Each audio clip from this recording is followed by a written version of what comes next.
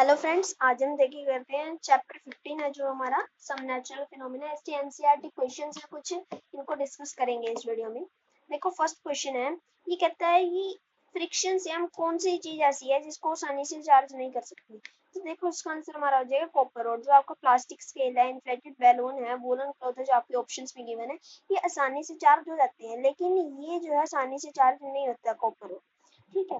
Next question में क्या कहता है कि जब एक glass rod when a glass rod is rubbed with a piece of silk cloth. अब जब मैंने कांच की रोड को सिल्क पीस से रब किया, ठीक है, तो जो रोड है उसका क्या होगा, and the cloth both acquire positive charge. देखो भी यहाँ पे कुछ ऑप्शंस हैं कि क्या जो रोड है और क्लॉथ है दोनों में पॉजिटिव चार्ज आ जाएगा, क्या जो रोड है वो पॉजिटिव वाली चार्ज होगी और क्लॉथ नेगेटिव, या दोनों में नेगेटिव, या जो रोड है उस पे नेगेटिव और क्लॉथ पे पॉजिटिव। देखो भाई, जो रोड है उस पे पॉजिटिव चार्ज आ जाएगा, जबकि जो क्लॉथ है ये नेगेटिव चार्ज आ जाएगा, ये याद रखना। ठीक है। नेक्स्ट आता है ट्रू फॉल्स टाइप क्वेश्चन से। Like charges attract teacher. देखो भाई यहाँ पे कहा गया लाइक चार्जेस का मीनिंग है जो चार्ज एक जैसे हो, या तो दोनों पॉजिटिव या तो दोनों नेगेटिव। क्या वो दोनों अट्रैक्ट करेंगे? देखो हमने जो चार्जेस की प्रॉपर्टी पढ़ी थी उसमें क्या बताया था कि अगर सेम चार्ज है तो वो रेपल करेगा, डिफरेंस चार्ज है तो वो अट्रैक्ट करेगा। तो यहाँ पे सेम चार्ज की बात हुई है तो हम यहाँ लिख देंगे रेपेल एच अदर। तो यहाँ पे हमें अट्रैक्ट क्या आती है, हमारी इक्वेशन फॉल्स हो जाती है। अब क्या कहता है कि चार्ज ग्लास रोड जो है चार्ज प्लास्टिक स्ट्रो को अट्रैक्ट करेगी। सही है भाई, क्योंकि दोनों ही चार्ज है तो एक दूसरे को अट्रैक्ट करेगी। अब lightning conductor can not protect a building from lighting. क्या एक लाइटनिंग कंडक्टर जो है, हमने बताया था पहले चैप्टर में पढ़ा, लाइटनिंग कंडक्टर क्या होता है, वो एक बिल्डिंग को लाइटनिंग से नहीं बचाएगा। फॉल्स है, क्योंकि उसका काम ही लाइटनिंग से बचाना होता है बिल्डिंग को। ठीक है। Earthquake can be predicted in advance. देखो अर्थक्वेक को जो है पहले ही प्रिडिक्ट किया जा सकता है, क्या भविष्यवाणी दी जा सकती है कल को अर्थक्वेक आएगा, परसों अर्थक्वेक आएगा, जैसे बारिश की जाती है? नहीं, क्योंकि बारिश की जो संभावना है वो पॉसिबल है, लेकिन अर्थक्वेक का कोई पता नहीं कि वो कब आ जाता है। ठीक है।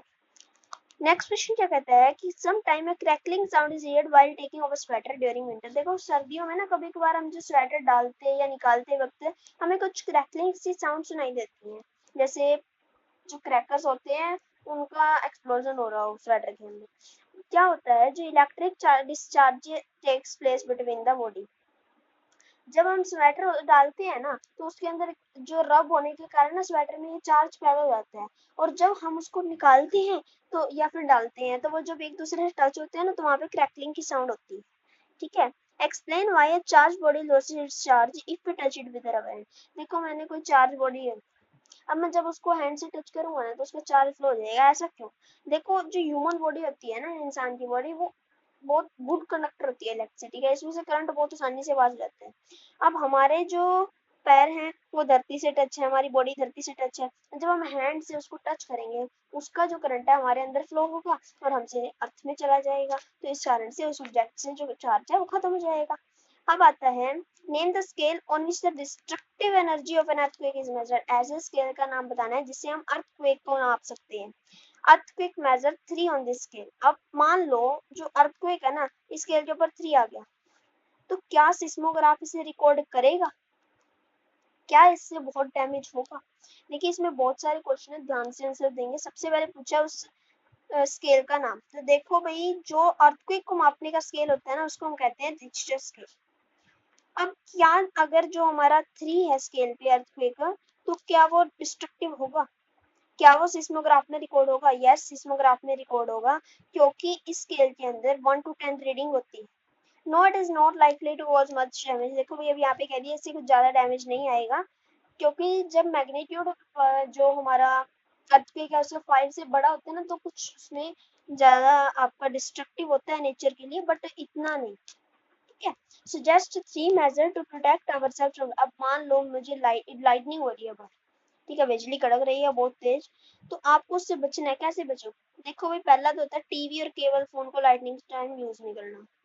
दूसरा क्या होता है, अंदर ही रहना है, कवर्ड एरिया के नीचे रहना है। तीसरा क्या होता है, लाइटनिंग के दौरान ना नहाना नहीं। ठीक है, ध्यान रखना, कभी आपके आसपास की लाइटनिंग हो रही है तो आपको उस टाइम नहाना नहीं है, एक सेफ जगह पे अंदर ही बैठे रहना। Explain why a charge balloon is repelled by another charge balloon. देखो भी मैंने एक बैलून को चार्ज किया, दूसरे बैलून को भी चार्ज किया, वो रेपल करते हैं, जबकि एक अनचार्ज बैलून दूसरे चार्ज बैलून को अट्रैक्ट करता है। ऐसा क्यों? देखो बैलून्स के ऊपर सेम चार्ज होएगा। अब हमने एक प्रॉपर्टी पढ़ी थी कि जब सेम चार्ज होते हैं तो क्या करते हैं, रिपेल ईच अदर। और जब एक को मैंने चार्ज कर दिया एक को नहीं किया तो यहाँ पे अलग अलग चार्ज है तो वो क्या करेंगे, अट्रैक्ट ईच अदर। तो ये हमारा आंसर है। नेक्स्ट क्वेश्चन आ जाता है, describe with the help of an instrument which can be used to detect a charge body. मुझे एक चार्ज बॉडी को डिटेक्ट करना है, तो इसके लिए मुझे क्या करना है, इंस्ट्रूमेंट का डायग्राम बनाना है और उसको डिस्क्राइब करना है। देखो ये होता है हमारा इलेक्ट्रोस्कोप। एक इलेक्ट्रोस्कोप एक डिवाइस है जिसको हम एक ऑब्जेक्ट के चार्ज को डिटेक्ट करने के लिए यूज करते हैं। प्रिंसिपल क्या है, ये प्रिंसिपल पे काम करता है कि जो लाइक चार्ज है वो रिपेल होंगे जबकि अनलाइक चार्ज अट्रैक्ट होंगे। देखो भी ये हमारी प्रॉपर्टीज भी हैं। अब ये आप यहाँ पे इसका स्ट्रक्चर देख सकते हैं किस तरह से बना। ये ग्लास का बॉक्स है, ये मेटल की लीफ है, मेटल की रोड है, मेटेलिक कप है। ये हमारा सिंपल इलेक्ट्रोस्कोप है, हम इसको घर पे भी बना सकते हैं। अब स्ट्रक्चर वर्किंग की बात कर सकते हैं। एक इलेक्ट्रोस्कोप जो है ना उसके अंदर क्या क्या आता है, एक मेटल रोड होती है जिसके साथ एक मेटल स्ट्रिप लगी होती है पतली सी या फिर लीफ, मेटल की लीफ जो कि उसके बॉटम से अटैच होती है। अब टॉप पे जो रोड के the road enters into cup, जो टॉप होता है ना वहां पे रोड एक कप में एंटर होती है। The bottom part of the road and leaves is closed in a glass box. जो बॉटम पार्ट होता है रोड का और लीफ का वो ग्लास बॉक्स के अंदर कवर्ड है प्रोटेक्शन के लिए। When the knob of the electroscope is touched with a charged ebonite or glass rod, जब जो नोब है ना इलेक्ट्रोस्कोप की वो एक चार्ज ग्लास रोड से टच होगी, जो लीव्स हैं ओपन हो जाएंगी या फिर डाइवर्ज कह सकते हैं। डाइवर्ज का मीनिंग रहता है फैल जाना, ठीक है। The extent of divergence depend upon the amount of charge in the, अब कितना डाइवर्ज होंगी वो उसके चार्ज पे डिपेंड करता है कितना चार्ज है, ठीक है। ये चीज आपको ध्यान रखनी है।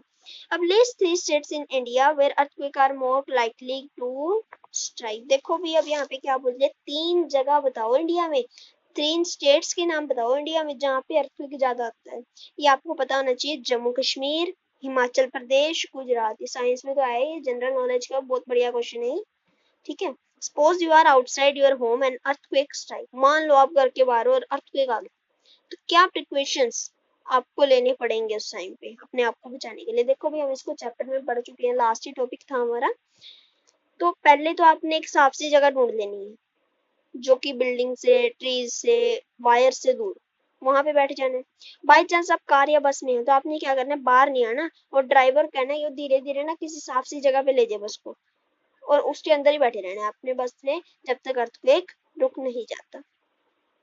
अब वेदर डिपार्टमेंट है, उसने क्या कहा, एक थंडरस्टॉर्म प्रेडिक्ट कर दी, भविष्यवाणी दे दी कि थंडरस्टॉर्म होगा इस दिन, ठीक है। Suppose you have to go out on that day, अब मान लो आपने उसी दिन बाहर जाना है तो आप अम्ब्रेला लेके जाओगे या नहीं। देखो भाई अम्ब्रेला क्या है, मेटल से बना होता है, metal is a good conductor of electricity. अब जब थंडरस्टॉर्म होगा तो मेटल तो उसको अपने आप ही अट्रैक्ट करेगा, करेगा कि नहीं करेगा। तो इसलिए ये तो सेफ ही नहीं है अम्ब्रेला को बाहर लेके जाना, ठीक है। अब अम्ब्रेला को नहीं लेके जाएंगे। बाकी अगर आप उस दिन का कैंसिल कर सके बाहर जाना तो बहुत अच्छा है, वरना अगर जाना भी है तो अम्ब्रेला को लेकर बिल्कुल भी नहीं जाना, ठीक है। ये हमारे एनसीईआरटी क्वेश्चन से इस चैप्टर के। अब इस वीडियो के लिए इतना ही, नेक्स्ट वीडियो में हम करेंगे इसका नेक्स्ट चैप्टर एनसीईआरटी का। Thank you.